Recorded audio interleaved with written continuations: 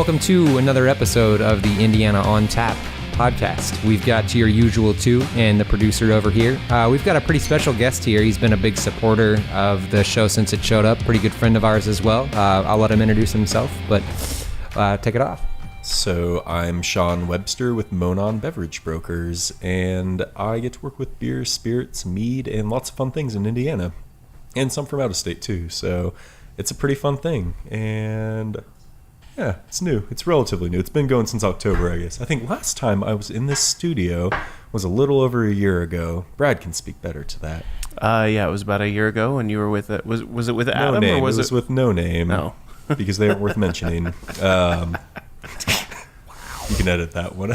No, there's no editing of this show. No. It's on video. It's hard to edit video when you're doing a one camera shot. Wow. It's all right. We make fun of all the past hosts. I make fun of the current hosts. Truth. Yeah, So hosts are okay. everybody's. Is that what you call it, making fun of? I just call it bullying.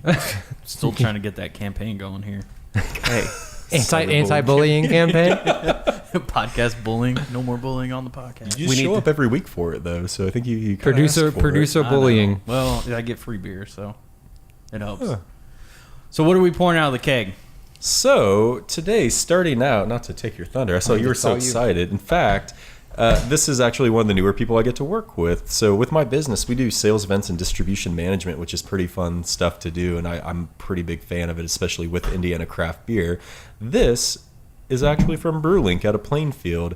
It's called the Ivory Stout, and it is just like what it sounds like. It's a stout, but it's white. So when you drink it, it's really kind of cool. It's only 4.8% alcohol, which is a wonderful like mid-range. You can have a couple and not get ripped. But you look at it, it looks like lager, and then you pick it up, you smell it, and you're going like, oh man, like there's vanilla, there's cocoa nibs, it's a little coffee flavor to it, and then you're confused now because you're like, that doesn't look like what it smells like, and then you taste it, and you're like, what is going on here? Because it tastes like a stout, smells like a stout, doesn't look like a stout. So pretty cool thing. Yeah, Brewing's super cool. They're out of Plainfield. They're doing some really fun things. I hired a guy to work with me, and he's just doing Indiana beer. So this is one of the brands that Scott gets to work with, which is kind of a fun thing. Nice. Evil Check, who we've had on the show the last 2 episodes, does Bigsby, which is their version of the white stout. And it seems like them and Brewlink are kind of the only two who are doing it on a regular basis instead of it just kind of being like a one-off type of scenario, at least that we have found. And white stout is up there as probably my second favorite style, just because it is I don't know, there's something about it that it is a little bit lighter to drink, like with the mouth feel and kind of sitting on your stomach after you've had 2 or 3. You just don't get that same, I don't know, the same feeling that you do from drinking a couple regular stouts or anything. So I'm assuming that has to do with the malts and everything that's in it, but It's almost a summer stout. Yeah. For the best way to describe it. I think it was Simon that was saying that it's pretty much it's basically a beer that doesn't get brewed much anymore. It had its heyday, so to speak, and then it kind of disappeared. yeah, he said when he was in, I believe it was Sacramento, they were doing it for about a summer, and then he came here to Evil Check and saw they were doing one, and he was like, this is so last year, like what is happening? But then realized everybody loves it because no one in Indiana knows what it is, and there's still people who don't know what it is. There are plenty of people who, whenever I go to a bar and I see it on tap, you'll watch people be like, well, let me try that, and then they'll get it and be like, what is this? But then they drink it and they're like, that's amazing. Because I like it because it has that vanilla, so it kind of gives it like a white chocolate type of taste. It almost is like the Kit Kat wafers. Yes. Like you get that like vanilla kind of toffee, crunchy, cocoa nibby. Like it's all these like good flavors all rolled into one. But I think of like the wafer in a Kit Kat when I drink it because that's just the flavor I get from it. I mean, everyone like associates different flavors with different memories of theirs, and I like Kit Kats, so that's a good thing to say. I like that flavor. It's funny that you mentioned that. They actually make a white chocolate Kit Kat now. Yeah. So I'm guessing that would relate even closer because it would hit the same look as well as the same flavors. So shout out to Kit Kat Company. Send us some white chocolate Kit Kats to to experiment. compare. Send us all the Kit Kats. That would be awesome. So let's go ahead. Let's get some advertising out of the way here. This podcast is sponsored by the Indiana on Tap Tasting Society Marketplace. It's Indiana's premier craft beer membership and rewards program. For only $59.95 a year, members will receive over 165 plus offers in the Indiana on Tap mobile app. That is good for over $900 towards, free food, growler fills, pints, glassware, flights, you name it, you're going to get it. 105 different breweries and participating locations. So they have places like Hopcat, Charlie Creek Inn up in Wabash. So it's not just beer or distilleries or anything like that. There's some other people who are participating in it.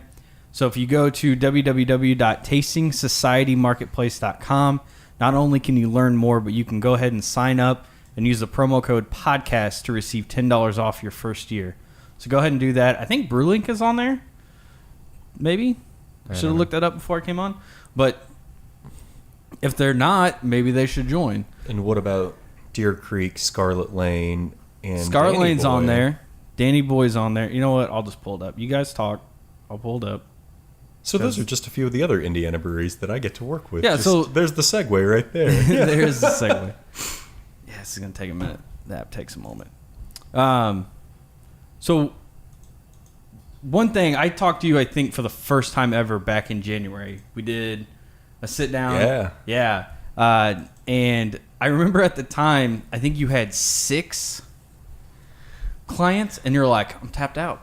I'm done. And I was like, and you had talked about bringing someone on. You're like, maybe I'll take like 1, maybe 2 more people.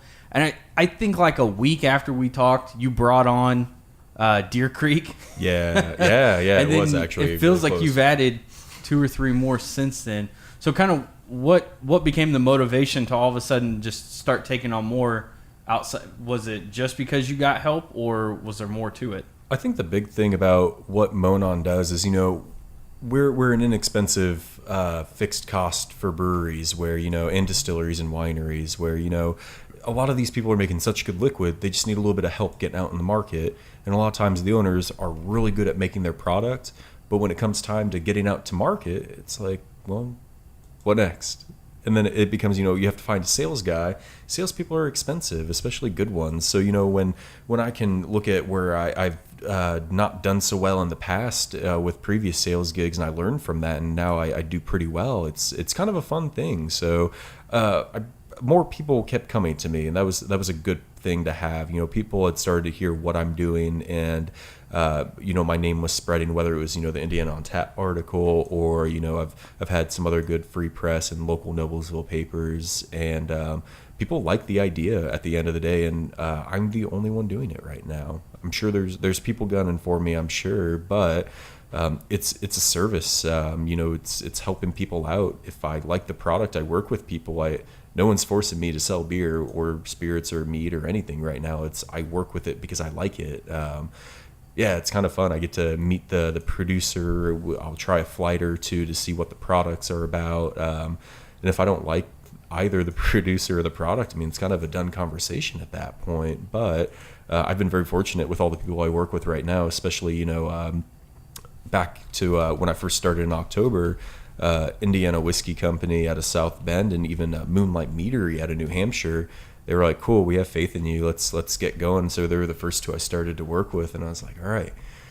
Everything up to now has been hypothetical since I got my name registered back in July. And now it's like time to see if I guessed right. And I did. So it worked out well. Like I'm so thankful to both Moonlight Meadery and Indiana Whiskey for giving me a shot. And then, Scarlet Lane shortly after. And it just quickly started going. Broken Beaker as another distillery, and it's been a pretty fun thing. I did not expect this to go as well as it has so far, and there's been hiccups, and there's been a lot of learning so far, and there's I hired a guy, so that's been a whole bunch of new stuff, whether it's getting payroll set up, like the things that aren't fun that you see, like everyone's like, oh, your job's great, you're going in bars, you're drinking, you're doing events, you get all these cool beers and bourbons. I'm like, yeah, I do, and it is really fun, but there's a lot more behind it. There's dealing with payroll, there's I have a lawyer, I have an accountant, I have a financial planner, I have all these other things. It's like, that's not too sexy unless having a lawyer is, and then maybe it is, but my lawyer's super cool too, and he's a buddy of mine, so it's not like a headache to deal with any of these people. All these people are really cool, and I bring them beer when I see them, and they'll bring me beer and bourbon, so it becomes a fun exchange, and then it's like down to business. Let's talk payroll, let's talk business. So it's kind of a fun thing, but yeah, it's I'm very thankful for all the producers I work with, but even the behind the scenes people that you don't hear about. I mean, you hear about the breweries and distilleries, but then there's the accountant, the lawyer, the financial planner, and all these behind the scenes people. So it's it's kind of interesting. But and then Scott's on my team now, and he's taller than me, so I'm at a sturdy 6'3", and he's like 6'6" or so. I don't know. We can't discriminate based on height, so that wasn't on his resume. But I think worst case, he and I just go off and start a basketball team. Yeah, nice little 2-on-2. Yeah. We got height. I mean, we don't have anything else, but you get one more. Maybe you can join Ice Cube's 3-on-3 league. I'm in. Yeah, done. Yeah. 6'4", and we're good to go, right? You ball? All right. I haven't in a long time, but sure. You can figure it out. Okay. Let's put it this way: I was never good at shooting. But my God, I'm big enough and wide enough, I think is the more appropriate term.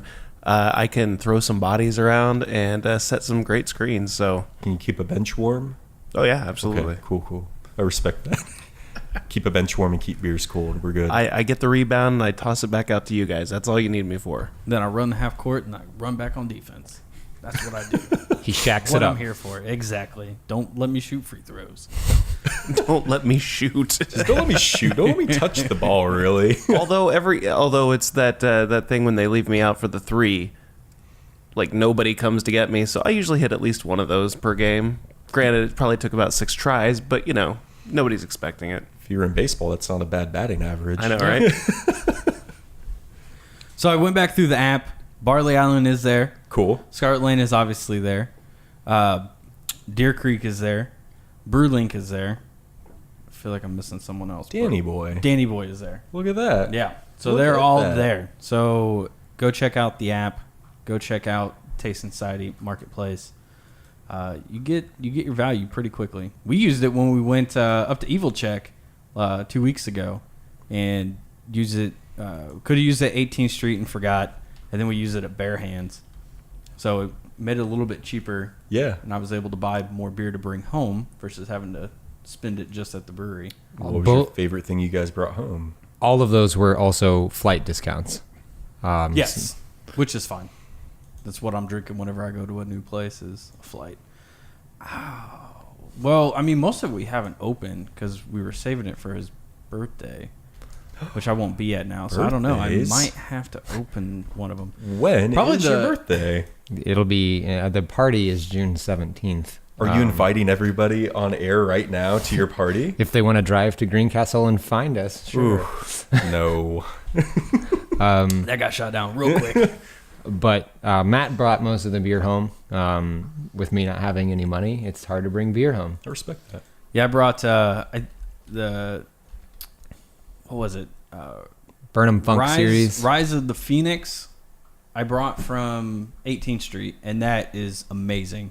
It's just an IPA, but it's got like this, and I'm probably saying it wrong, but Simon didn't correct me either when I said it. Kind of like a malt forward IPA, and I'm guessing it's probably just whatever the hops are, but that's kind of how I taste it, and it's just phenomenal. Then a Funk series from Burnham, which I drank last weekend, and that was fantastic. It was like a blended saison that they aged with 4 different strains of sour yeast, and then added blackberries and raspberries to it. It was fantastic. And then I have some smoked that shiz from them. I haven't drank that yet, but that stuff really good. And then we got some pretty solid brews brought back from Evil Check as well. Yeah, and then Evil Check hooked us up with some Dark Stalin. I think is what it was called. The Dark Stalin or Stalin's Last Stand or something, and it's around there. Sorry, Evil Check. It's a special edition of it. It's their white wax edition that's only sold in a local liquor store up there, a local liquor store up there. Coffee. And they worked with a local coffee place, so it was done for just the 2 locations to be able to sell. You should get a banner that goes across the screen that just says "Sorry, Evil Check." Sorry, Evil Check. You can make it like follow my finger. Sorry, Evil Check.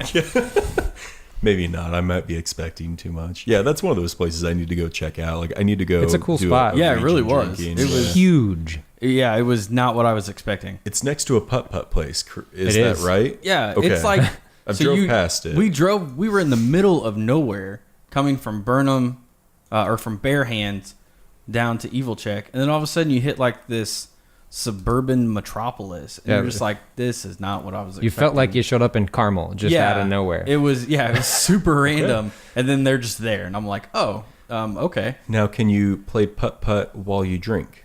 Doubtful. I don't know. It's upsetting. They do have a really cool like food truck that's, I think it's permanent. It looked permanent. Out yeah, back. that thing just sits there. And it's basically you can like get a food out of it double-decker bus. and all the cool things, and sit outside on their patio as well. Their restaurant probably holds 200-300 people. It's a monster. It's a monster place. So you can drink, go get food, go play putt-putt, and then go drink more. There is a place in Franklin you can go play putt-putt and drink. It's attached to the bar. It's at the Highway Lanes. I'll So let you there's know. a I'm pretty bowling good at alley. putt-putt. There's a bowling alley, and then there's a bar in the same parking lot. I don't know why it's set up this way, but there's a bar in the parking lot, and then you can go play putt-putt at the bar, and it's all free. It's 18 holes of putt-putt. So Haven't done it yet, we but need to do a live podcast while we From play putt-putt. putt-putt. that would be Mobile interesting. headphones. That'd be We fun. can do like beer rounds. Make it happen, and Brad. If you get your ball in last, then you have to drink a pint, and then we Uber home. That's I feel like- 18 pints. I was gonna say, I feel like Don't I lose. feel like this is gonna be an AB InBev kind of night. That's okay. If that's what you're into. Nah, not really. But if I'm drinking that many pints, I don't know if I'm drinking. we could craft get beer we that- could get like race day from We could, or just nothing but cream. cream ales or sunlight. Yeah. local lagers. I feel like everybody brewed a local lager for the race, or or a pilsner, I suppose. I think everyone was doing local lagers, and then the Indiana birth of Yingling kind of made them come to light. True. Because there's tons of local light beers that are solid. Deer Creek does the Shady Amarillo Pilsner. It's wonderful, and it's light, easy drinking. It's a lawnmower beer, and even like Danny Boy Ginger Wit. Again, it's light, easy drinking. You can have a few, and you're still pretty good, depending on your tolerance. Nice. Look, you don't want to know what the ABVs were when we ship it. Yeah, tolerance. If you haven't seen that photo, maybe we'll share it sometime. We Could that be the cover of this podcast? Maybe I should just. Actually, I was thinking about making it for the last one since it was technically the last show. we did everything we drank that day was probably 8% or higher Yeah, and we really didn't eat. at all. Yeah. Those are It was- tough days to hang. I respect that you even made it to the car in one piece. I'm just glad he made it to the car. You don't have any scrapes on your face, No, so you didn't I'm face good. plant. Your glasses are in one piece. I mean, it's all good stuff. My car, on the other hand, that was not looking good the next day. Did you throw up? Oh yeah. Do we want to talk about how many times? Oh, 5. Let's talk about how hard it is to try and pull over on the highway while you're doing 70. And he's like, "Whoo," and you're just like, oh God, no. Oh, and no. you just slam on the brakes and throw it over into the shoulder, and he's opening the door, puking at like 40 miles an hour. is that why I'm sitting between you two right now? Is there still like a little bit? A little bit of tension. No, luckily he's pretty good at puking. He got it all out of the car. It was Good. just like the 40 mile an hour just kind of brought some spray back. Is the best way to put it. But I wasn't cleaning chunks up or anything, Good. or else I would have called him and told him to come clean my car. Long story short, make sure you eat and drink water while you're drinking at 18th Street, Burnham, and Bare Hands. And Evil Check. And Evil Check. So that's where we have And, another side scroller. Make sure to eat before you drink. Just nothing but side scrollers. And we even stopped to see Manahan beforehand as well, and Oh, he yeah. gave us beers before that too. So I haven't tried his beers yet. I've been up there twice now. it's good stuff. I mean, Yeah. we got to try. Matt got to try more of them at the Indiana on Tap event. The saison is phenomenal, and the cherrywood smoked ale, I think is what it was, is amazing. I love smoked beers, and it's not a It didn't taste fake smoke either. it wasn't like liquid smoke or anything, and it wasn't. I think they're pronounced Rausch beer, Rausch beer. So it's not, and so it wasn't one of those where it's super over heavy smoky. It was the perfect amount. So So Manahan's place is the copacetic beer factory for the people not in the loop Yes. tonight. Oh, yeah. So, He does just Indiana everything. Yeah. He has just Indiana beer, just Indiana wine, just Indiana spirits. Except for this week. I think it's well, this it's week. American. It's Yeah, American, it's American Craft Beer Week. Week, so he's Ooh. bringing in regional stuff That's okay. to try and kind of drive people to try some other stuff that's right outside of the region. I mean, he's pretty close to. Jesus, you can get to 3 states in a heartbeat. Sure. We Well, went there's- through 2 states on the way to Bare Hands, so Yeah. Well, there's just some like OG beers you got to try, like Sierra Nevada Pale Ale. That's just the beer. That's what got everyone rolling on pale ales in the first place. In my opinion, I may be wrong, but I think that's what got me started. That's what got a bunch of my peers started. I think everyone that's in the brewing industry can speak to Sierra Pale as something that kind of touched them at some point in their drinking career. But then you got like Founders regionally. That's a big one that people always look at. I'll have to look at his lineup. yeah, I know Simon touched on Sierra Nevada Pale being one of the only ones that they could get in where's he? Jesus. Ireland? Yeah, Ireland. In Ireland when he was there. And it's one of the only hop ones that they could get there because it wasn't a big thing to have IPAs in Ireland. Huh. So, on to a little bit of news. First up, Anderson on Tap. You going to Anderson on Tap? Tell me about Anderson on Tap. I might be there. I don't know if I will be, but I'm going to try. So, it's Saturday, June 3rd, from 1 p.m. to 5 p.m. downtown Anderson. It's the 4th annual. Last year, Indiana on Tap kind of helped put it on, and they're doing it again this year. VIP tickets are $40 online, $50 day of. General admission is $30 online and $40 day of. 20 breweries are going to be there. Live music, food, art. Justin McIntosh was there last year selling some of his paintings and stuff. And then after the beer fest, there is an after party inside the Paramount Theater. DJ 3 p.m. will be performing. So At 8 p.m.? 5 p.m. 5:30, 6, somewhere around Fashionably late. Yeah. there. Yeah. Or on time. Exactly. Yeah. This event, it was actually a lot of fun last year. It rained, so that kind of sucked. But it seems like all the big events that got crapped on last year are getting really good weather. Like Dark Lord Day it wasn't raining for once, from what I saw. That freaking wine fest that we Yeah, the tried to wine go to fest last that- year, it was beautiful. This previous weekend, that's when it was. It was held last weekend. Nice. And it was like 75 or 80 and sunny. I think that's the first time that's happened in like 4 years. Yeah. The Story and Wine Festival down there. Oh, yeah. I have heard of that. Yeah. So you want to make sure you grab your tickets to this. It is a lot of fun. Anderson, they're still looking to get their first craft brewery up there. I don't think they've had one since Prohibition. So, which kind of boggles my mind why nobody's been able to open one up there, and they're working. As of last year when I talked to some of the people from like the council members who were trying to get it going, like they were throwing out incentives. They tried to get Stone. I believe it was them that tried to get Stone to open up in Indiana, because there's a lot of like Nestle's up there, and I think there's some other big corporations up there. So it's not like there's nobody in the area. They do have a distillery in Anderson. They do. They do. And they got a casino. I mean, And what the- more do you Well, yeah, want? they You got know? You could put the brewery inside of the casino. No, too many regulations. They have a Dan Patch Ale House in the casino. That's like their craft beer bar. What's the distillery up there? Oakley Brothers. I've never heard of them. Yeah, they're a smaller group of guys. They're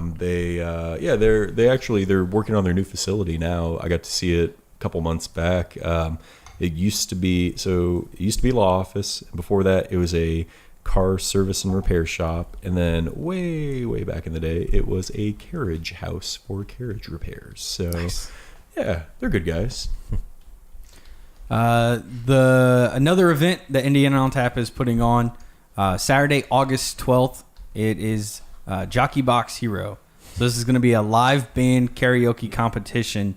Starts at 4 p.m., goes to 8 p.m. It's at the Hatch in Broad Ripple. So if you've been to the last couple Tasting Society events, it's at that same place. Online VIP tickets right now, they're $45 and general admission is $35. So you'll want to make sure that you come out to this.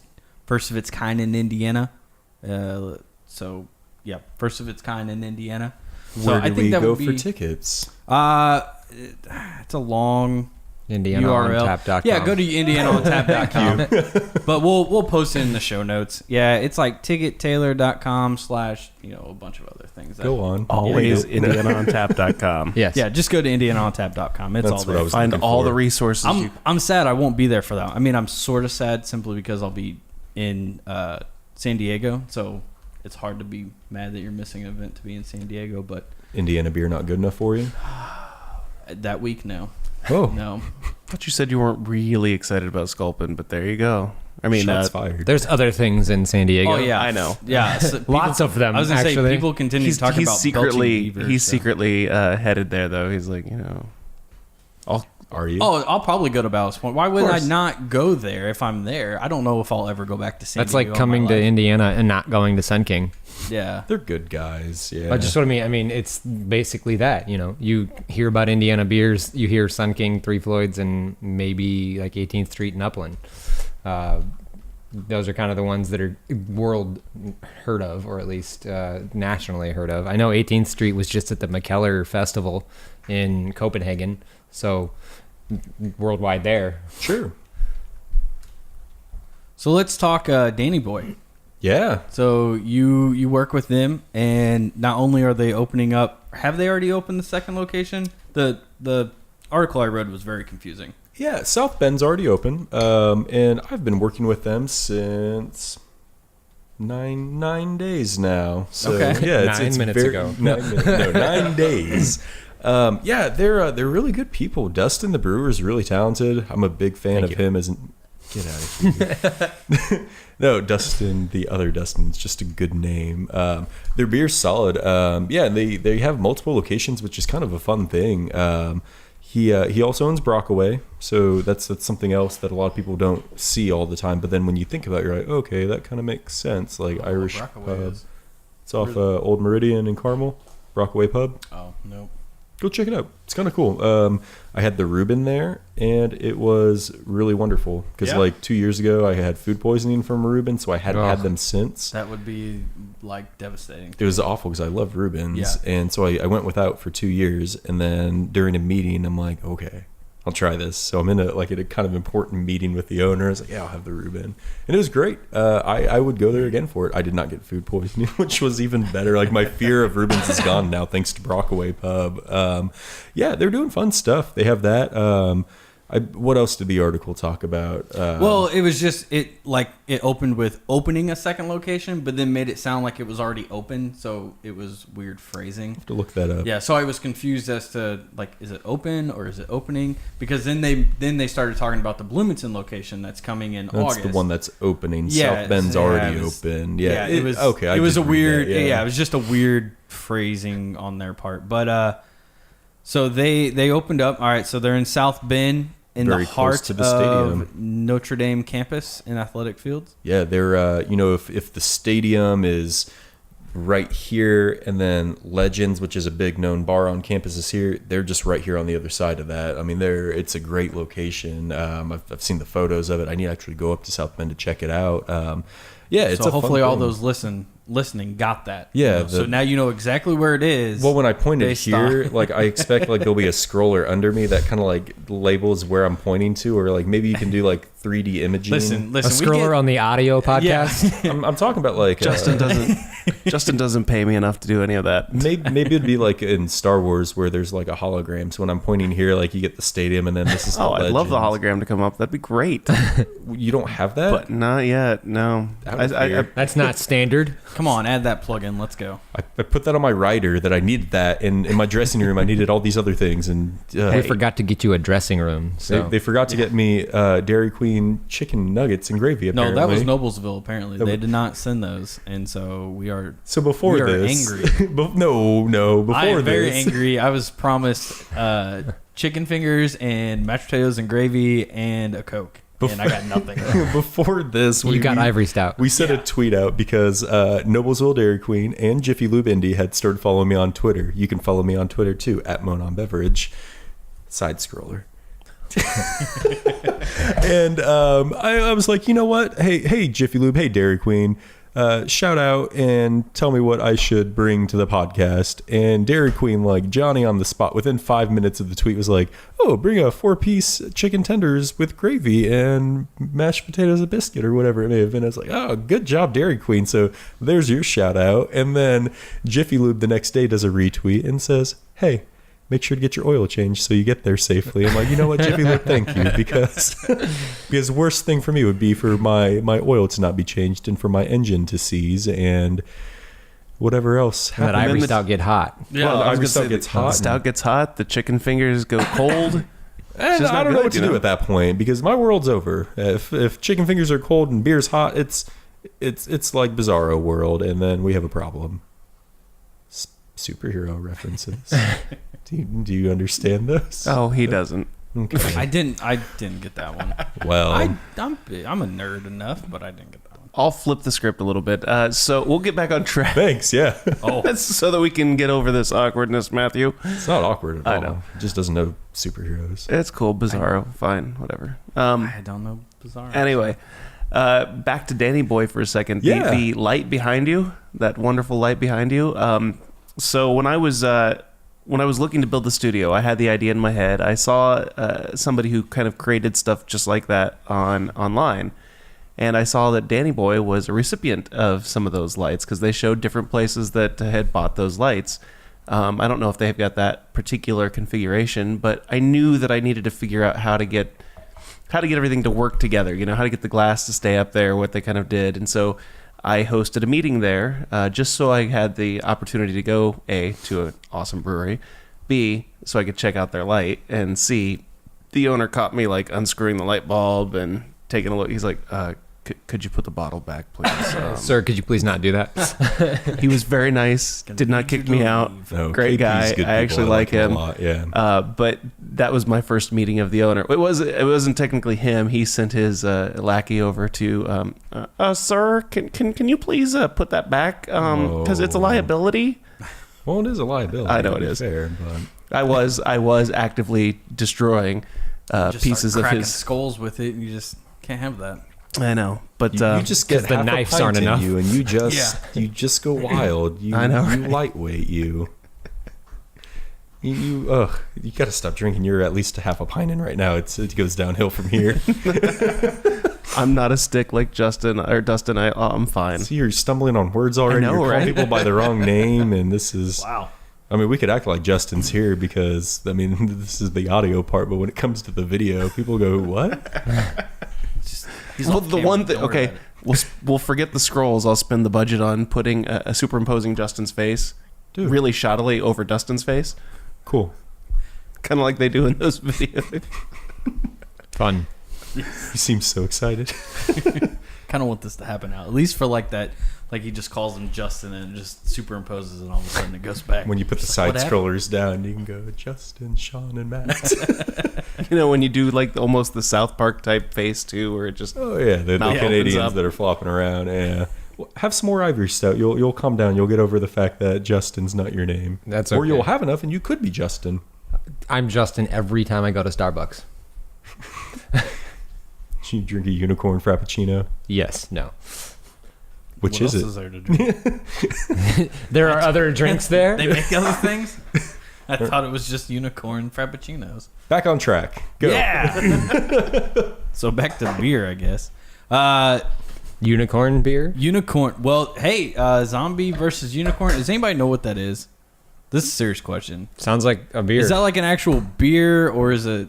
It was a collaboration Okay. with Three Floyds and Pipeworks. Okay. That's all I know about it. Oh, that makes more sense then. I could say Pint Room tapped some yesterday on the 16th. So by the time this comes out, I can guarantee they won't have it. Yeah. Yeah, and I For think sure. Tom Tap had some. Gone already, probably. Yeah, tonight or something like that.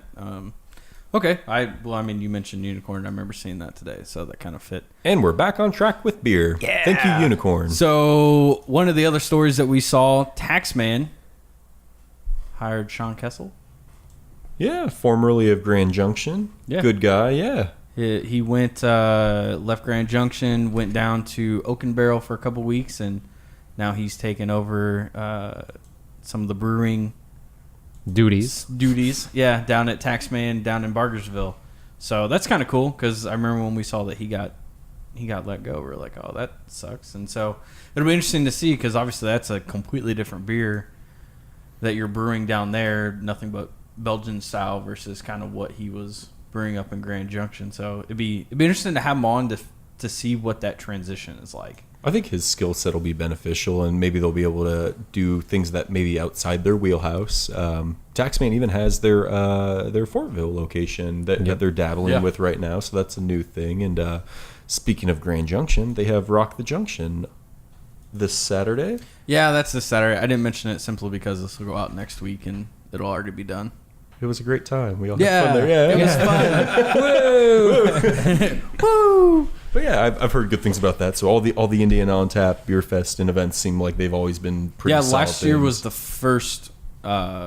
first go around, and it was pretty good. It was like super cold and a little rainy, just like it seems like. That's what it's going to do this year too, Indiana. according to the Weather Channel. Well, I'll be in Minnesota, and apparently it's supposed to be rainy up there too. So that'll welcome be to the Midwest. Yeah, You go to San Diego and Minnesota and South Carolina. I think he gets paid too much. you're just very well traveled. Oh yeah, no. I have to go to Minnesota for a graduation, so it's not. But I do get to go to Surly, so I'm excited about that. There you go. Apparently. I knew there was beer involved somewhere. Oh yeah, no, I'm not going to a new place and not at least. I will go at like 1 a.m. by myself if I need to. Like I don't care. I'm at least going to Surly. Is your wife in the wedding? It's not. Did I say wedding? I thought you said Graduation. graduation. Okay. I Sorry, was gonna say, for some reason I heard wedding. No, graduation. You just hear what you want to, Justin. I do. Steve. Okay. Steve and Justin reporting live.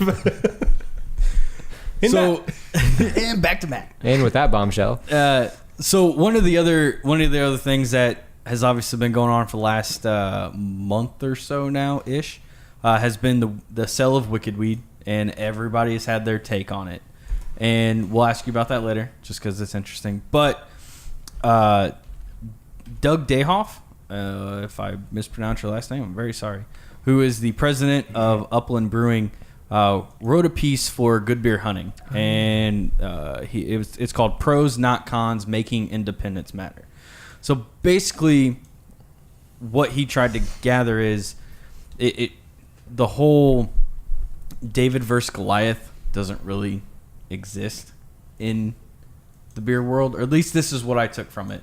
And what he meant by that is the craft brewers are never going to take down AB InBev, Miller Coors. Like they're just too big. They're like the Fords. They're too big to fail at this point.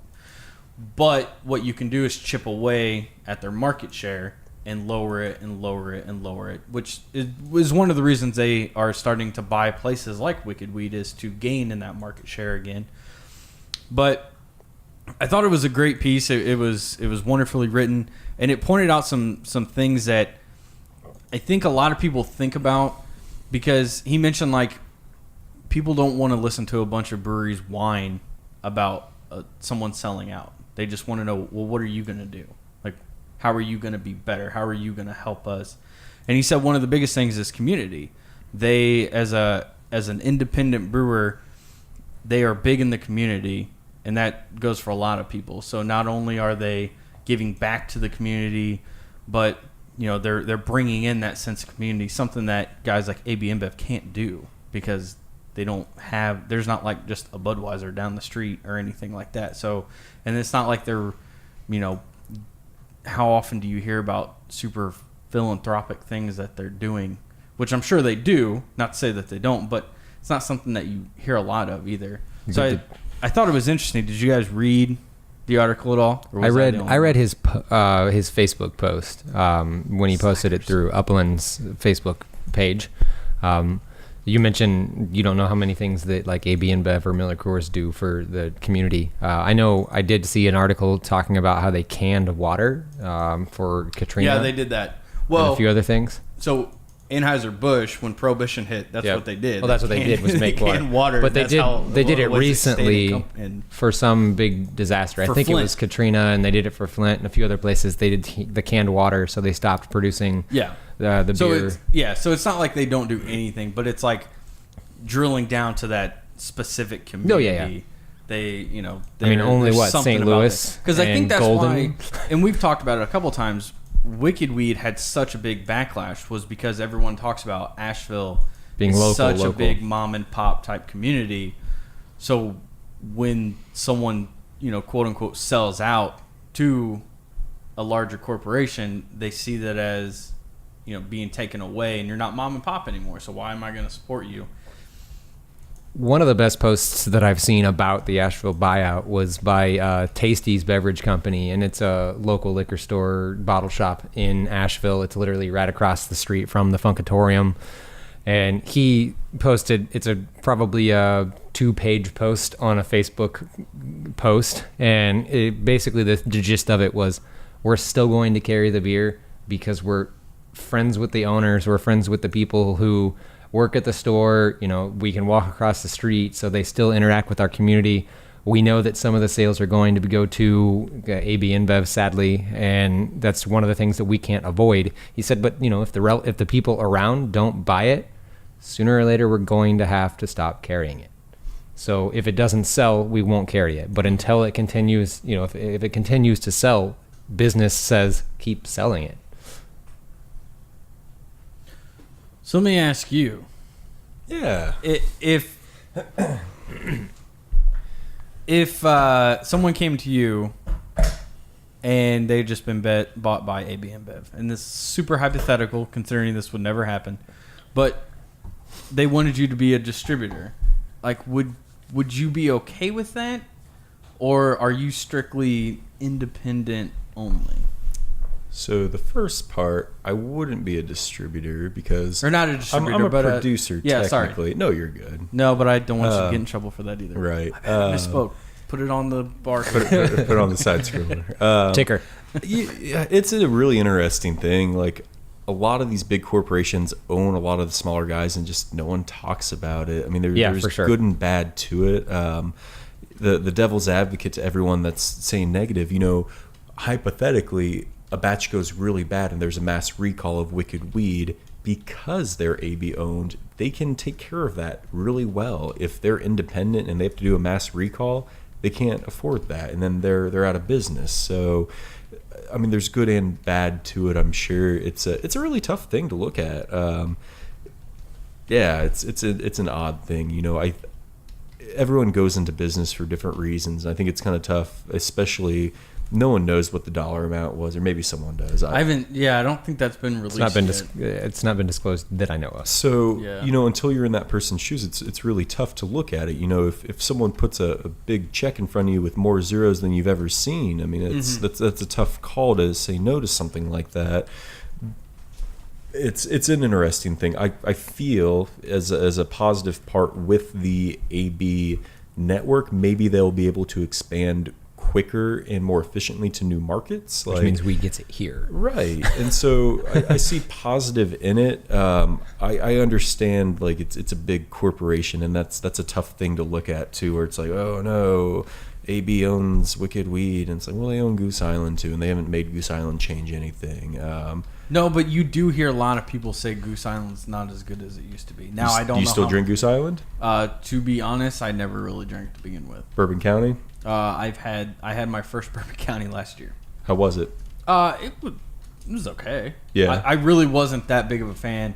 I think the hype got to it for me. For sure, I understand. I did buy some of this year's, and I liked it, but it wasn't something I'm not going to go stand in line for it simply because to me it wasn't amazing. But everyone's got their palates and stuff like that. But like the 312, I know I've read people saying, like, it's not as good as it used to be, which, when it sounds like the guy who's at Metazoa who invented that recipe, maybe when he left, things changed, and brewing techniques or something like that. I'm sure there's some things that change in that, and you start using bigger and better equipment, and stuff can change there.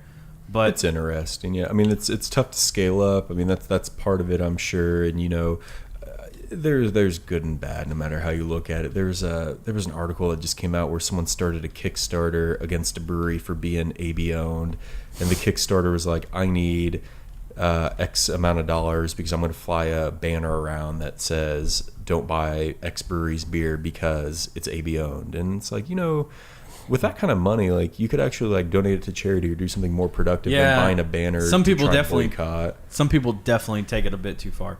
And I think maybe if you're a huge fan, like, I don't know, Deviate, since we love Deviate. If Deviate one day was just all of a sudden like, yeah, we sold out to AB InBev, like, I'm pretty sure we'd be on here and we'd be super shitty and be like, we can't believe they did that. How would they do that? Why would you do that? Stuff like that. And so I feel like there's probably people who have that same sentiment from Wicked Weed or 10 Barrel or, Goose Island's been long enough that it doesn't really matter. But you still drink Deviate's beer even if they're AB owned?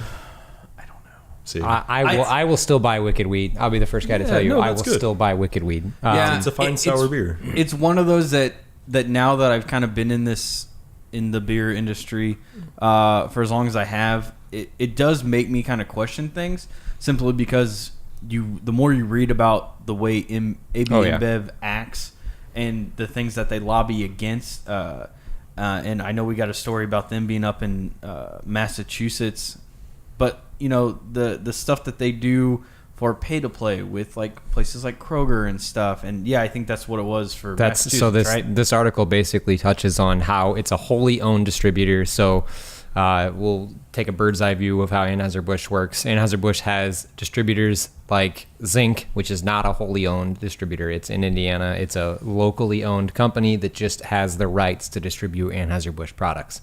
But there are AB of Tulsa, Oklahoma, AB of Oklahoma City, AB of Louisville, AB of Massachusetts. I can go, several more, but realistically, those are ABWs. So they're Anheuser-Busch wholly owned companies, which means that is owned by the brewery.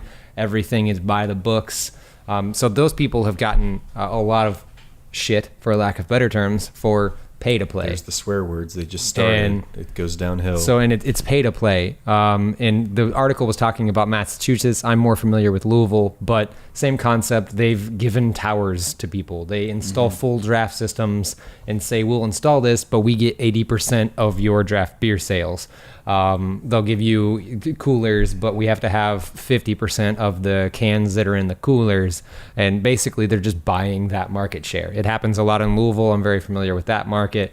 It happens in Tulsa. I know the AB wholesaler really well in Tulsa, Oklahoma, and I know that they do that. And it's part of it. I mean, it's part of the game. They have trillions of dollars in their back pocket.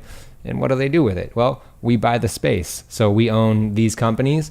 Hell yeah, I want to push that company, right? I mean, that's you would more likely push Deer Creek than other companies that you don't distribute, right? Yeah, I don't distribute, but you don't work with. Yeah. Put up that side scroll. Monon does not distribute. They do sales events and distribution management. Yeah, it's interesting. I mean, there's no good answer. Every business wants to grow, and I think when a big distributor comes to them and says, "Hey, we want to buy you out, and we'll let you operate the same that you've been operating. We just want to give you more money to help you get going on to the next level." I mean, that's a tough thing. Like, you just got to put yourself in other people's shoes. Like, oh yeah, I can't say I fault anyone if they walk up and say, "Here's a check for $500,000 or $500 million." Better turn that down. That's your price. Cool. Buy this podcast, $500,000. How do you? I mean, Ballast Point. Dairy Queen's coming for us. Ballast Point was bought out for $1 billion. Yeah. And there was $1 billion. That is a lot of zeros. I mean, I probably wouldn't turn $1 billion down. No. Well, 4 out of the 5 owners decided not to, and that's why they sold. And the other guy was like, I'll take. No, he was pissed. Yeah, but now he's going, I'm okay. Oh, come on. The other guy was like, so here's what I'm going to do. I'm going to be really pissed off because I know the other 4 guys are going to go for it. Therefore, we're still going to get the money, but I'm going to come out looking great. Looking like the good guy. So yeah, I don't fault anyone for selling. And it sounds like 9 times out of 10 these guys still remain with the company in some aspect. Because I feel like sometimes it's hard to remove the people who are so invested in it and just pluck someone and put them in there because they don't have the same. They're not trying to grow it the same way.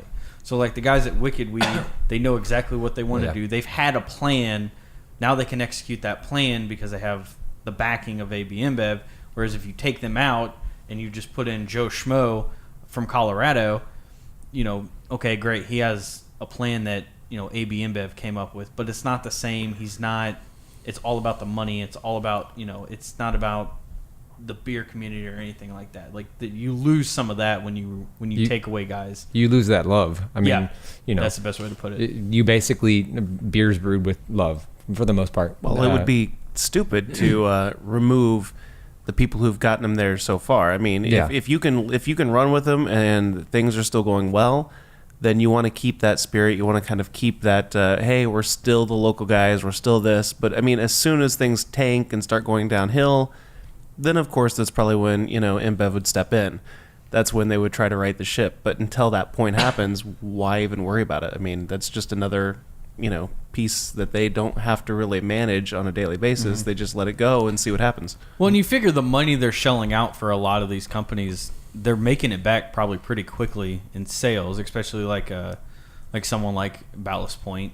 Well, yeah, they expanded their distribution astronomically. You're going to make that back, but at the same point, like, all right, if Wicked Weed fails, like if all of a sudden everyone stopped buying Wicked Weed, all right, so you lost like $500 million. I'm just throwing that number out there. They would just rebrand it under a different name. They would there would be something that they would change, but like it wouldn't be that big of a loss. It's not like they're worth like $25 billion. Of a $1 billion loss isn't going to kill them.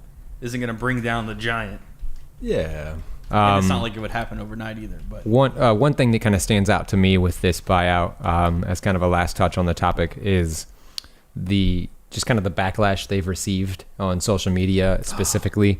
They have postponed their Funk Fest, which is their biggest festival. Funkatorium Invitational. Yeah, it's their biggest festival of the year. They donate all the money to charity, and like 60 of the 75 or whatever it was breweries have backed out. They're not going anymore. Yep, Upland was one of them that backed out, which was good to see. Burial and a few of the other the local Asheville locations were the most recent ones to pull out, which then drove Wicked Weeds and perhaps ABI's social media crew to then say, hey, let's change the time and we'll try and rebrand the event. Maybe it'll be something else. But what I've noticed is every single post that Wicked Weed puts out now gets comments that are they're like wicked bad comments. These people, like, they posted a picture of a beer, and it's like their summer cucumber beer, and somebody said, when does the light version of this come out, or is there going to be a Clamato version of this, or when's the lime version of this come out? That.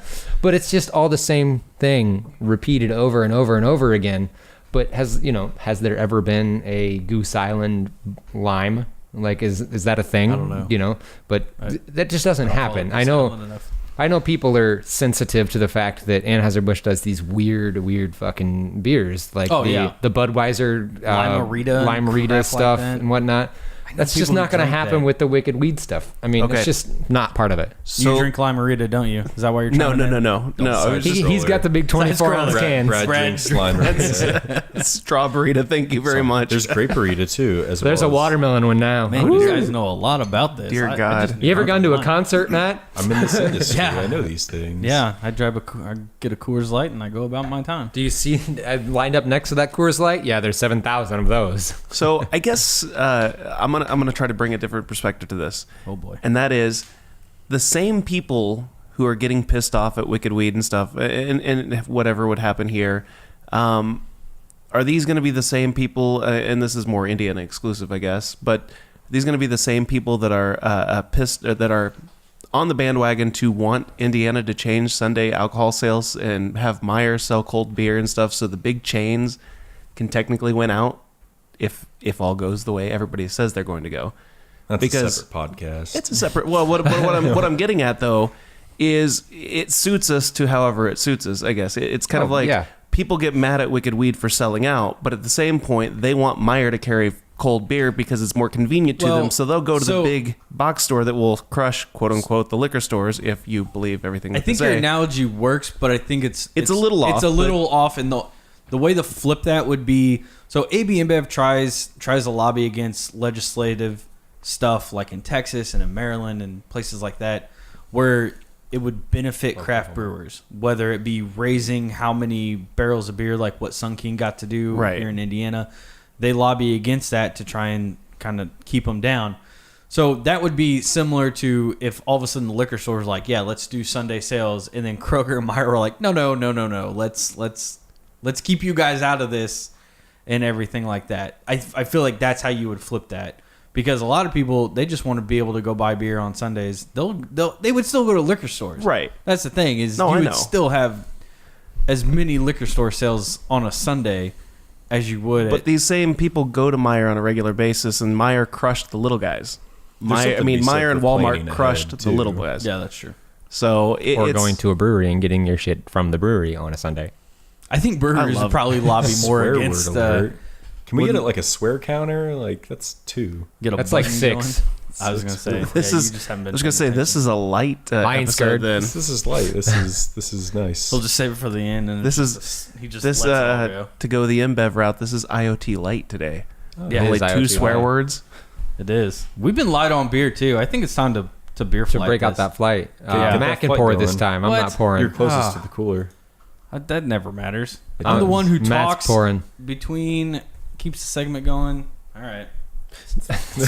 Right? He's just given up. Good luck. So, one thing that I see a lot of is people hating on the people that sell out, whether it be Ballast Point, whether it be, the Wicked Weed, so on and so forth. I'm not going to ever buy their beer again. And, What? Can we drink your nod? I have. Sure. How about the liqueur? I don't care. I'm not ever going to buy that beer again. Well, those are the same people I can almost guarantee that are standing in line on Black Friday. I see some Danny Boy Boy get up there. Bourbon County brand Stout. Nice. Love the ginger wit. Pop that up there and grab me some sample cups because I want to join in this flight. I don't need a full flight. I just need You have a flight. Yours is up front there. Oh. And then there's the 4 stacked over there for Brad. Oh. Brad doesn't get any. But yeah, these people are the same people. Brad doesn't get any. Sorry, Justin. Matt's not attuned to how you do the flights every week. These people are the same people you'll see in line waiting for Bourbon County brand Stout. That could be number 1. I'm just kidding. Go on. I mean, does that affect their opinion of Bourbon County brand? I mean, how many people do you think stopped buying that whenever it bought out? Do you think it was a large number, or do you think it was something that was minuscule and they just got a lot of shit by the keyboard warriors? It all eventually evens out. I mean, people will kind of forget it. Goose Island's still very popular. I mean, it's not like it went away. It's not like people have destroyed that brewery, So, What the hell? Oh, does that mean it's time for Jurassic Park? That was Star Wars, wasn't it? Oh dear God! Am I right, or that was Back to the Future. For those of you that don't know, Brad's phone just rang. That was Back to the Future. Oh, you poor Brad's. And the funny thing about that is, that was. Yeah, I don't even know what the hell happens there. I haven't had that as my ringtone forever. The moment where the dinosaurs come out, and then the guy in all white's like, no. My God, there's dinosaurs. No. That, my friends, is Back to the Future. Oh well. Danny Boy's artwork reminds me so much of Grand Junction's artwork. They look relatively similar. Okay. The second one is Danny Boy. All right. I have a bottle opener, so I left mine in the car. I'm sorry. Well, at least somebody came prepared. I'm always prepared, like a Boy Scout for booze. Well, my wallet is in the car. That's where my bottle opener is. So that's where alcoholics keep their bottle openers their wallets. So the cops can't see them. No. I respect that. Oh, do we have any more news over there? No. No. Matt's Good. like, I don't know. I'm pouring beer. I was gonna say, yeah. I can't look at Trello. I don't know. He's pretty salty about getting. He is. He's pretty salty about having to do some work. Yeah. He's like, I have people for this. His name is Justin. Yeah. Justin. First you take over the intro and. Well, that's because the intro is, "Hi, my name is Matt." Shut up. So cool. I'll start talking about the flight a little bit while go. Matt's finishing teeing up. So I'll get us back on track a little bit. Teeing up. How about we turn all these so they face the camera, so those people watching us can get a nice solid visual, Pass. and we can block Justin's face.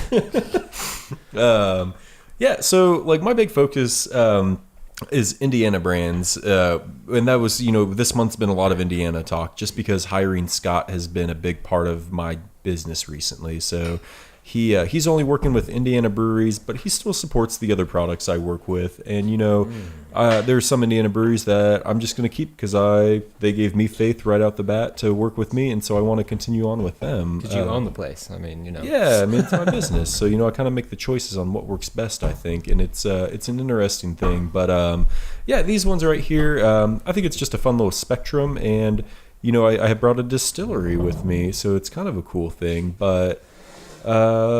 let's dive right in.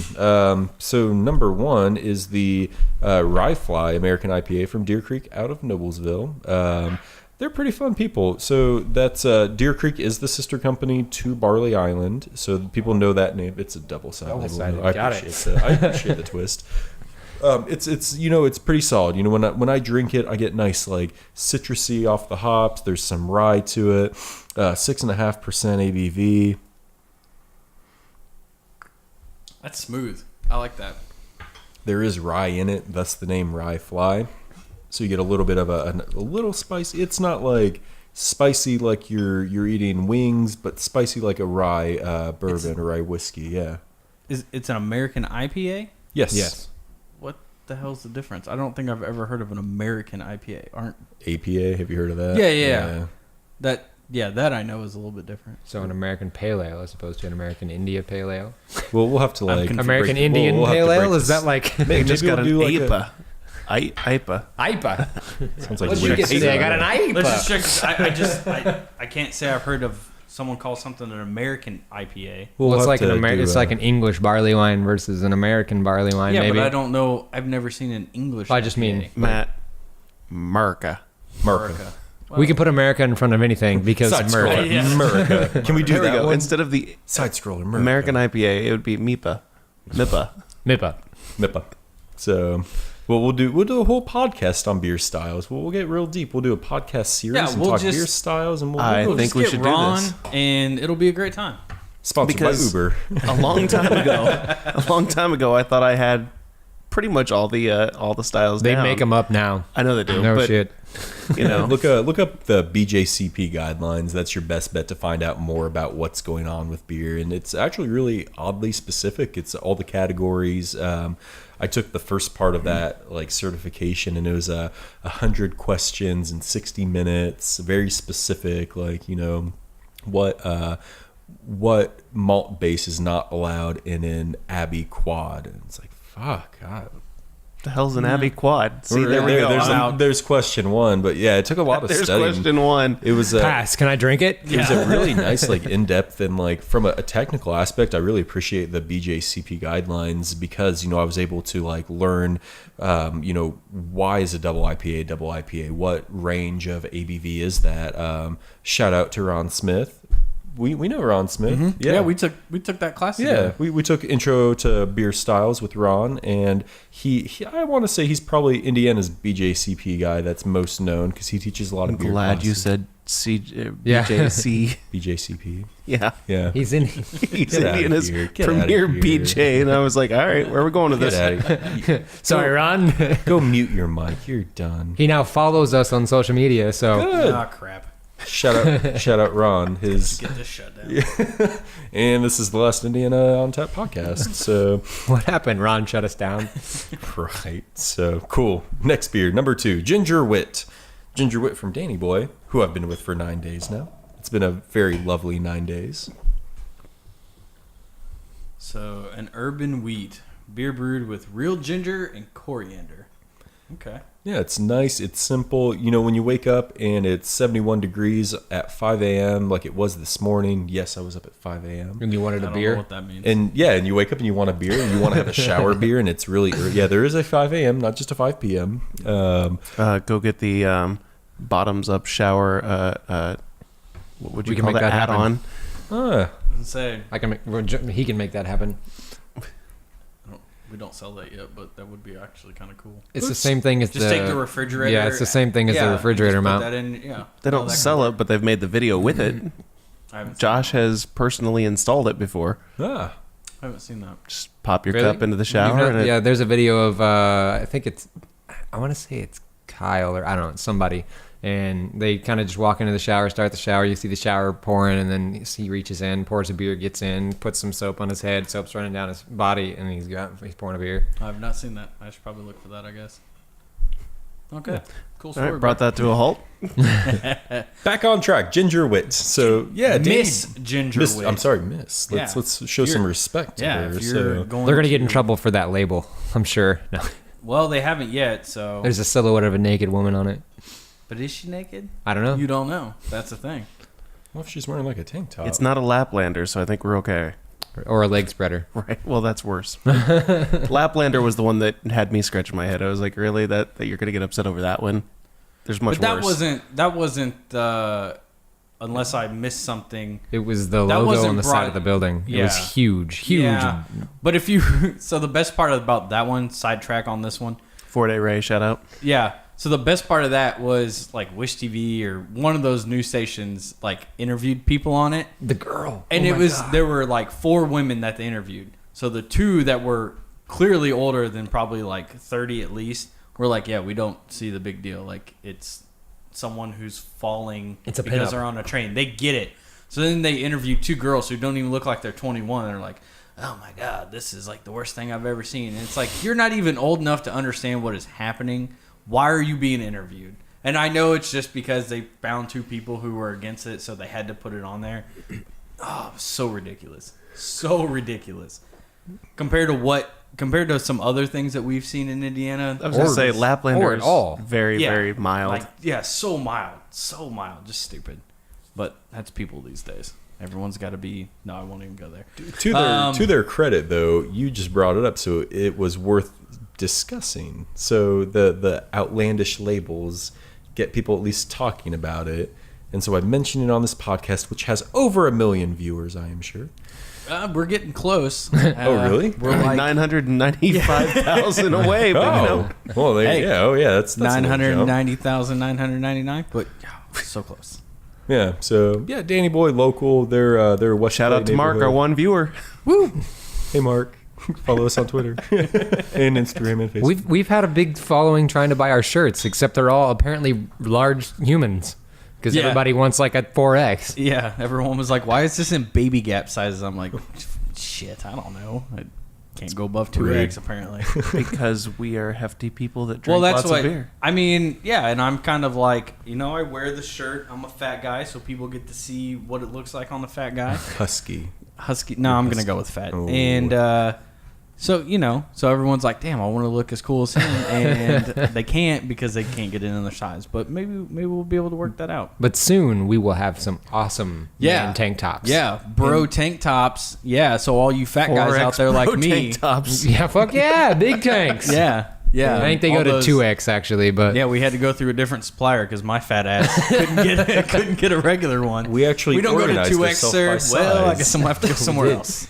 We have small, large, and Matt. Yeah, I like that. I wear a medium. I'm Matt size. Medium. Medium. You're I wearing, can't wear a medium. You're wearing a child size shirt. No, Shopping all at the Baby mediums. Gap. All mediums any other because they clothes make other tiny than clothes Baby Gap? now. Okay, Justin.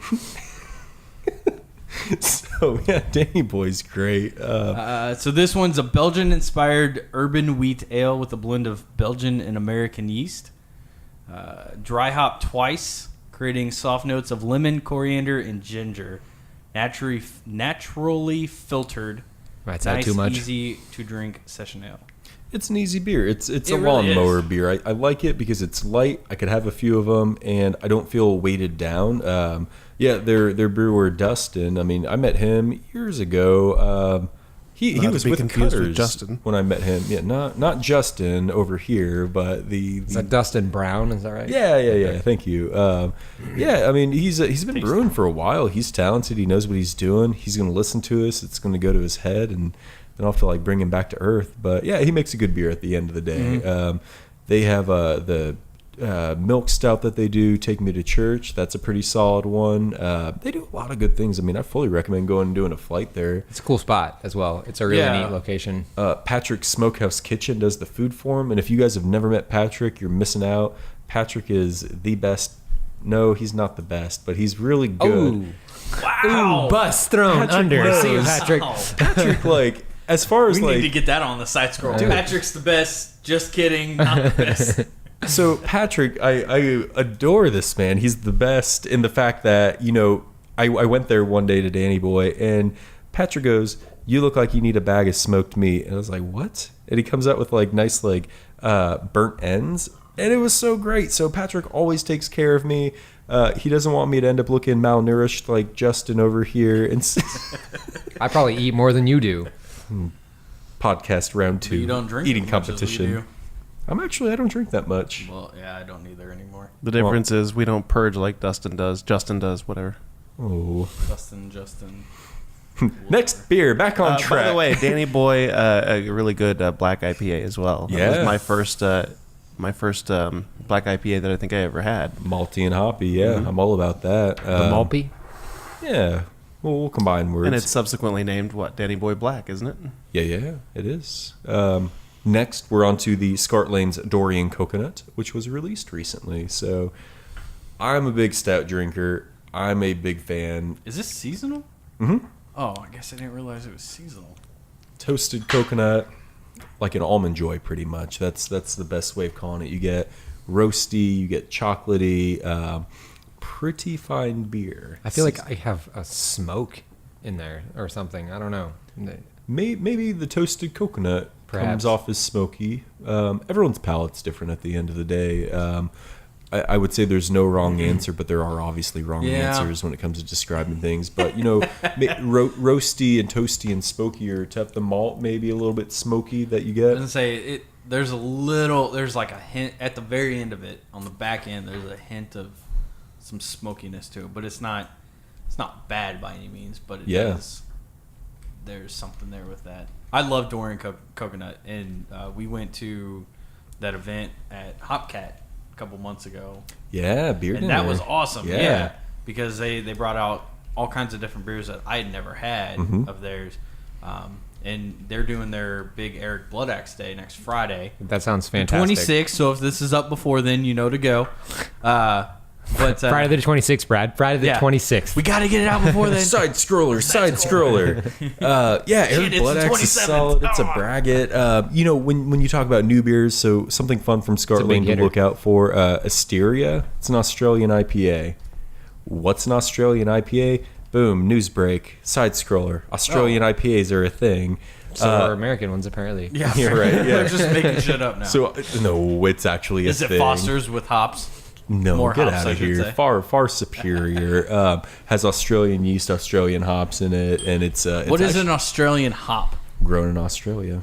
Okay, but is It's there a kangaroo variety. Yes, Is there- kangaroo's What's the actually- flavor profile? I was gonna say, guess? They Is it- hop higher than the American like ones. literally? Is it like a specific kind, or are they growing Citra hops in Australia and just calling it Australia IPA? It's a tough thing. Like I've had so many hoppy beers, and like, you know, someone will tell me like, oh, this one's one style, and this is like Simcoe and Citra are both somewhat tropical. Obviously Simcoe is more tropical and Citra is more citrusy, but you know, there's a lot of those flavors that kind of overlap a little bit. I would just say when you go to Eric Blood Axe Day, go have an Asteria on me. I will take care of a pint for you. Well, I'll be there at noon. I realized I have the day off, so I was like, "Yep, going at noon because I'm not missing out." Elise, on our all of first these beer is on Sean. That's what I heard. Yes. Not only has it been I will be recorded, there. but it's been videoed. Brad, you don't get a beer. You don't get beer. You know, the beers ones are that- for good boys. And I know this is a little bit away, so I know the podcast will be released by then. Okay. Maybe you do but get one. Scarlet Lane's Katrina, when you get around to fall, start thinking about that. Put that in your head because Yeah. that is amazing. It's like a snickerdoodle type. Oh yeah, I beer. remember that. It's Brown really sugar, good. cinnamon, nice style. Yeah, it's They had it at the summer. I think they had it at the Summer Fest or whatever the hell you want to call it last year. That was the release day of it. yeah. Elise is really talented at brewing. I got to brew with her one day, and she's very meticulous. It was a fun thing. Like we started at 5 a.m., so it was like really early, but you know, going through the whole process with them, it was a really fun thing. Elise showed me, you know, from start to finish what it looked like. We did Laughing Water, which is, you know, it's Australian sparkling. Don't you dare call that a fake style. It's a real style. I know where you're going. No, it's solid Is that like light Citra beer. hops grown in Australia? yeah. It's actually kangaroos. Is it made with sparkling water? It's kangaroo blood. Yeah. No. Kangaroos ingest the hops, then shit them out, and then Oh, so it's like No. that coffee that Yeah, everyone exactly. spends a lot of money on. But yeah, it was a really cool There's a good beer out of experience. Yeah, there's a lot of talented people at Scarlet Lane. Even the assistant brewer, Josh Hull. I mean, he directs He's okay. movies. He's all right. He directs movies. He's okay. It's no like 16 Candles, and he does some good movies. He had The Impersonators come out. Did you ever see that movie? I've not seen. I've seen that he's done like movie nights and stuff like that, and I know he was like a director, but I've not seen anything. I'm going to tell you, watch The Impersonators, because there's one scene in there where a superhero, he pretty much like, he opens a can of spaghetti sauce and takes raw spaghetti, so it's like hard, dips it in the spaghetti sauce, and then just crunches into it.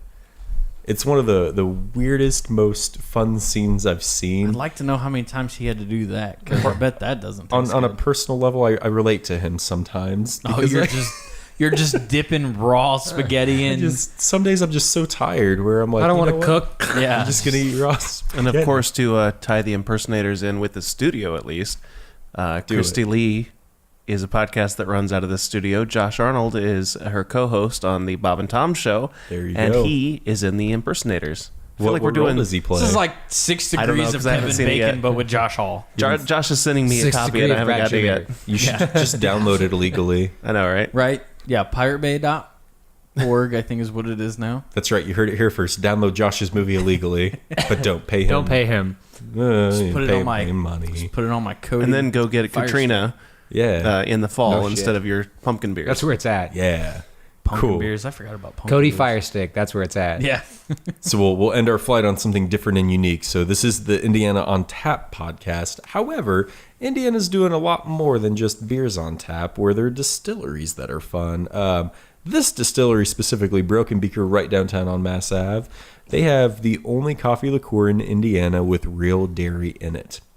It was a tough thing to figure out because dairy has to be chilled, obviously, and this one is chilled upon opening, but because it is owned by a Lilly scientist and Lilly engineer, they had the science, they had the technology, they built him stronger. It's what like is the $6 million man. you got where I'm going. Side So we scroller. have They the have technology. the technology. We can rebuild him. We can make him faster and stronger. And then you get like the sound effect. Yeah. This kind of reminds me of I would never know about this. Christmas Vacation, where Clark comes up with the powder, or whatever. Was it Vegas Vacation, where he comes up with the powder for milk Yeah. or whatever to keep milk good for years? Oh, This is sure. amazing. Yeah, I'd get in trouble Yeah. with this. Like, So yeah, so I didn't realize it had dairy in it. So now all you need is vodka, and we have White Russians all day, every day. yeah, it's so Or they coffee. No, we could shut add up. coffee to this. We have White Russians all day, every day. Hubbard and Craven's coffee in it. Yeah. It's 25 proof, right around there. The new batch is 25 proof. This one I think is 22 proof. Either way, it's a little bit lower in alcohol. You can do a lot with it, whether it's just pouring it in your coffee or drinking it on the rocks, drinking it solo. There's a little bit of tapioca in it. That's the Yeah. secret vanilla sweetness that you're getting. Not a secret anymore. Hey, Mark, one viewer, listener, that's for you. Mark, there's tapioca in this. But yeah, it's a really cool thing, and because no one else was doing it, it's really stood apart. It's been a fun product. It's unique, and because they have the science, they could do it, which is really kind of fun. I mean, why not? If you know how to do it and make it stable, it's a fun product. It's making its way around Indy a little bit. Don't they do is it every Tuesday? It's buy one, get one half off, or half off all of them, or Half something price like that? bottles. Yeah. Check them out on social media, and you can say, follow. They're right downtown on Mass Ave. They even do a bi-weekly drag brunch. So you can go there. You can drink Bloody Marys from Hoosier Mama with Broken Beaker vodka. I also take care of Hoosier Mama, fun fact for you. And their Bloody Mary mix is very tasty. Don't do Bloody Marys. Get out. Nope. Get So out. you have to dress in Not gonna drag. do it. No, they have performers. So pretty much you get to go drink and you have entertainment on Saturday or Sunday morning. So it's kind of a fun thing. What if Matt wants to dress in drag? It's okay. I'm sure we could enter him. I mean, if you Let's want make to that do happen. that, you could do you could keep No. your beard, just make it like glitter beard. Right? Yeah, make that happen. I'd be okay with that. Yeah, don't shave. Glitter You're fine. beard? Yeah, glitter beard it, and you could have fun doing it. But yeah, I'm it's a seeing really Eliza cool thing. Minnelli here, you know? I'm seeing a live podcast from the drag show. I'm good with And that. Matt's up there. Hey, I who- mean, if you guys get me enough Broken Beaker alcohol, we'll see where it goes. I don't know. We just need to get Looks like I'm driving home this Sober? time. No. Wait, whatever. no. We just need to get Justin a couple shots, and he's good. He's down. Yeah, Josh. Justin, do it. No, he's down on the ground, not moving, because he's hit his alcohol limit. Oh. Or stopping your car and pull over. I gotta. No. Not Look. that happened this week. Look, bitches, I drink as much as him, but he weighs more than me. Yep. I was perfectly fine driving home, and I was gonna say, how many hours of a drive is that with Justin stopping every couple minutes? It was, it took us like 3-ish, a little over 3 hours to get home. which is a 2.5 hour drive. Yeah, it so- was a 2.5 hour drive, so it wasn't the You worst didn't- thing in the world. It was the first. It's a good story to have, and it wasn't me, so for once I not get being blamed for anything. That's the first time that I've been like that. I was gonna say, yeah, because it started in the McDonald's parking lot. You puked there. So That you're was saying the you ate worst. McDonald's? Oh, I sure as hell did. I had to eat something. So if you support McDonald's, you support all the AB-owned beverages. Are they owned by AB? Oh, I was like, what? What is this? InBev They is just Coke and crush other companies. Corporate America. Oh, I don't care. I'll eat McDonald's if that's the only thing around. Like, I don't really care. If that's the only thing and around. if McDonald's is listening to this, send us all your food, and we'll do a McDonald's and beer pairing. Well, that's what you were supposed to do with Dairy Queen. Dairy Queen was a pairing. And You know what? That's for another time. That's a fancier occasion. That's a not fancier occasion. That's not this. This is we With have paper to do plates it up. and no. everything. We are getting fine china and Fine styrofoam. the finest. the, of- finest the that silver Goodwill plastic, sells. the silver plastic forks, the ones that look I've just real. always been fed with a silver plastic spoon. But yeah, it's there's lots of fun things happening in Indiana. I think everyone knows, like, when you go to a bar, you ask what's local, and it's typically beer oriented, but it's becoming more spirits, and there's a lot of good Indiana spirits popping off. Yeah, there definitely is. You got one more. Do you want to go ahead and try that? Or is that Let's an off the break air? it out. Let's break it out real quick. I'll let you grab that I thing. can't. It's No? in my bag. I'll let you pick it up and grab some cups. Sorry, Matt. Got to do it again. Womp womp. Side scroller. Womp womp. Let's see. We'll move all these aside. Put it back there. Those are really large cups for bourbon. Oh, hold on. Jesus. We're good. So I had mentioned that Moonlight Fill her up. Meadery and Indiana Whiskey were two of the first people I started working with, and so I'm pretty big fans of them. I went up to the Indiana Whiskey Distillery in South Bend, so it's pretty much it's a straight shot up 31, and you turn left on Sample Street, which is like the first or second light, and you go a mile and a half down the road and you're there, which is kind of a fun thing. Yeah, Indiana Whiskey's doing cool things. This is called their Just Whiskey, which is the most popular one in the indie market. You can find it several different places, which is great. Shout out North End Barbecue. They have it there. So if you want some burnt ends or some brisket or some other good things, you can go there and drink some Just Whiskey. Easy drinking, aged just under 6 months. Here, you probably want that one. Oh, Not a big bourbon fella. but I still think you'll like it. So this is a corn whiskey with red wheat and barley in it. You can smell the corn. Yeah. That is for sure. It's not overpowering corn, and there's not as much of a vegetal sweetness from it, but it's just simple. It's nice. I think even somebody that maybe does not like this kind of liquor can get behind it.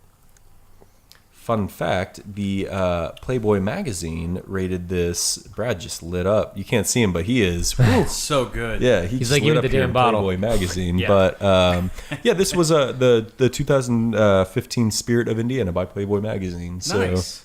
kind of a fun name drop. And Did you find that organically or? He's asking if you got the subscription. Oh, Which, I mean, Playboy these days is pretty Nudie much just a... magazine day. No, it's Nudie a... It's like articles and shit, right? No, it's a Maxim now.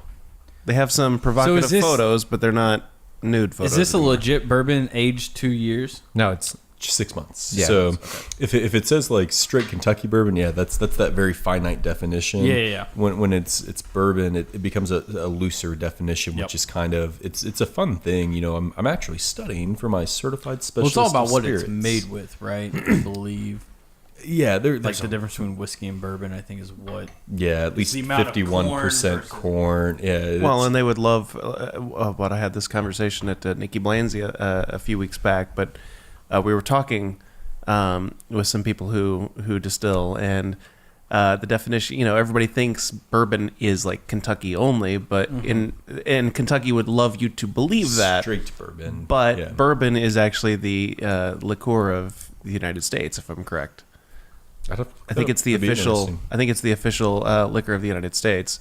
So anybody can do bourbon. It's just Kentucky tries to own it, and they would love it to be just Kentucky bourbon. You mean Gummy Bear vodka is not the official liquor of the United States? It will be once the millennials have completely taken over. I assumed it was. I assumed it was AB InBev's some sort. Something from their light profile. bourbon? Yeah, light bourbon. Speaking of flavored things, actually Indiana Whiskey has a really solid maple version of this coming out soon, and they have a cinnamon version coming out soon. Maple is wonderful. It's I think Breakfast of Degenerates is the sub name. We'll have to sample this. And I saw you're now handling Bear Wallow. I am. Fucking love Bear Wallow. I met them so long ago. I love that place. We stopped there on the way. I've been there a couple times now because anytime I'm in Nashville, I'm definitely stopping. Nashville, Indiana, to be specific. Yes. Yeah, I met Adam and Mike, back in September, and they have such a quality product. And then, part of me, like, they have one called Wolf Creek, and I'm like, oh, cool, I like wolves. I have a wolf at home, so it's a fun thing. Your dog is beautiful, by the way. She's gorgeous. And for more photos of Freya, follow me on Twitter. Side scroller. I mean, you could just use the hologram and put Freya behind us the whole time too, but. They do a really quality product. Theirs are aged just under 2 years. They have a rye, they have a bourbon, they have so many good. I think they have one that's actually aged the 2 years, right? Gnawbone, I think is what it was. That's their bourbon. Yeah, I think that one was legit 2 years. Look for Liar's Bench. That's their rye. It's both Gnawbone and Liar's Bench are both 100 proof. I've tried them both, and they're fantastic because Gnawbone was like $60, $65 or something like that. Yeah, and I was just like, oh, that's like, I get it in its craft, but for me that was hard to justify $65 when I can just get for $65 I can nearly get like 12-year Jameson. Sure. So, and obviously I know you can't dish about that, but yeah, like for me it was like, damn, like that's really good, but I don't know if it's $65 bottle worth, but it becomes economy of scale. Jameson has huge places to. But it's the same concept as I was chatting to Matt on the way up to the Bare Hands Burnham and whatnot about the KBS of this year. Shit was way overpriced. $30 for a bomber of KBS? No. Fuck no. Okay. I can buy 2 bombers from most Indiana breweries for $30. Yeah. And they're just, Jesus, I bought Crush and Roulette from Indiana City, one of the best beers that comes out of Indiana, for $20. And you want me to pay $30 for a KBS bomber because it's a bomber as opposed to a 4-pack? Come on. People bought it though. Oh, for sure. Well, I think the bomber and the 4-pack were both the same price. I think they were both $24.99. But I've seen them for like $30 to $35. Yeah, and I'm sure it depends on where you go, who's pricing what, but that's a really tough thing for brewery. When the brewery sells it to the distributor, they get screwed out of it. Yeah, that the distributor only marks it up X%. The one thing I will say about that, Scarlet Lane, when I found it at Kroger and it was the same price as Scarlet Lane, I got super excited. Because Scarlet Lane's like 20 minutes from my house, so it's not like it's far, but I go to Kroger weekly to go shopping. So if I want some, and Kroger has bombers for $5. Not just Kroger, but even the Paylesses, the Big Reds, the all the chains. I don't live near any of those. He lives in the ghetto. Yeah, I do. Bleep that out. That's bad. Scarlet Lane, they don't have the economy of scale, but they priced everything very friendly. When you get a bomber of like Dorian Espresso for $5.99, that's great. And speaking of Dorian Espresso, the 12-ounce bottles are coming out soon, so nice. You'll have a new format of Scarlet Lane beer. They've been doing a big format change to 12-ounce bottles, and that's just another one. So you'll be able to get 12 ounces is like the perfect size too. Yeah, I love bombers, and they'll still do specialties in bombers. But with me, I don't drink a bomber by myself, so I bring it to share with friends, and so we get to all drink. But for me to drink 22 ounces, less likely, but it works out pretty well. So they're doing a fun little format change right now. Fun little plug. He mentioned Kroger, which took my mind to Marsh. If you want any really, really cheap If there's any booze left. or anything in general, go to your local Marsh because it's probably closing. We got all kinds of shit for super cheap. Yeah, I didn't get to take part of that. One last thing I do want to talk about before we end the show. It's one other event that's happening in September, and I'm kind of curious if maybe you'll be there. Meadful Things and Outciders. I will be there. For Moonlight Meadery. For Moonlight Meadery, I will Yes. be there. I talked to Tia at New Day already, and I have a few really special things being sent Nice. from New Hampshire. So there's going to be there's actually really unique things coming. One will actually be an organic African honeybee mead. So what they do is the hives in Africa, they actually have to check for 16 miles around the beehives to make sure it's all organic to call it organic. You can actually find that in Indiana right now, but I have a few things set back, including that one for Meadful Things. Cool. So Okay. We're excited for it. Yeah, this is the second year for the event. I went last year on behalf of Indiana on Tap, and it was, in my opinion, one of the best events I've ever been to. Like for their first year, they killed it. There were very few things that I thought could be made better, and one of the things is already made better by the complex itself. They paved the middle area where people park now, so like that'll be a paved area instead of gravel that people are walking on and crap like that. September 2nd, and this is going from 2 p.m. to 6 p.m. At the Circle City Industrial Complex, which is close to downtown. Free parking, which is a pretty big deal. We parked in like a neighborhood, but I know there's like a parking lot right across the street basically from them. The big thing that they don't do, no sales day of. So you can't just walk up and buy tickets at the door.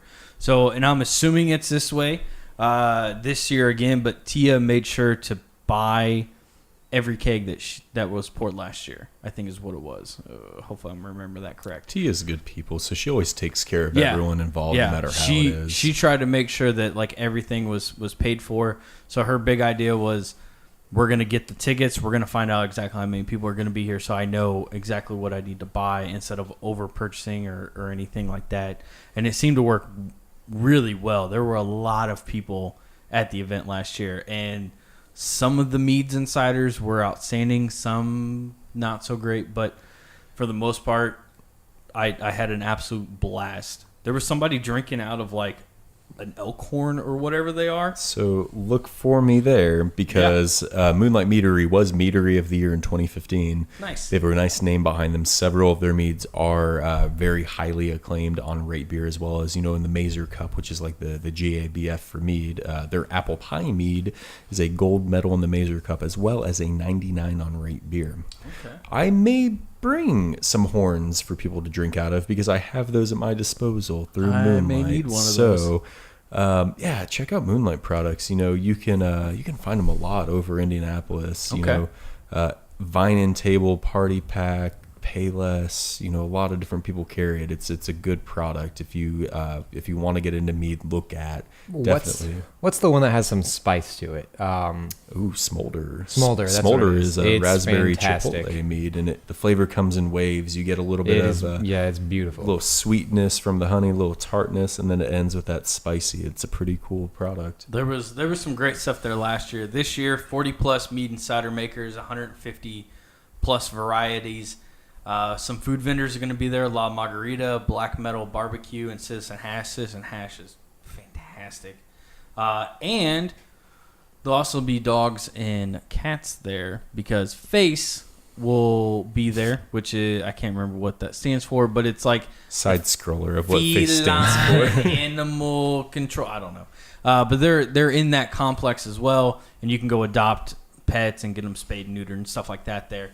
So there will be dogs and cats. Oh my! There'll be dogs and cats that you can adopt at the event. Last year they had them just, kind of like caged up. You can go and play with them and stuff. It was kind of cool. It was a super fun event. Tia invited us back again this year. So Dustin and I will be there probably with the wives, and they'll be our DDs for the day. That's the one event that the wives will go to. Yeah.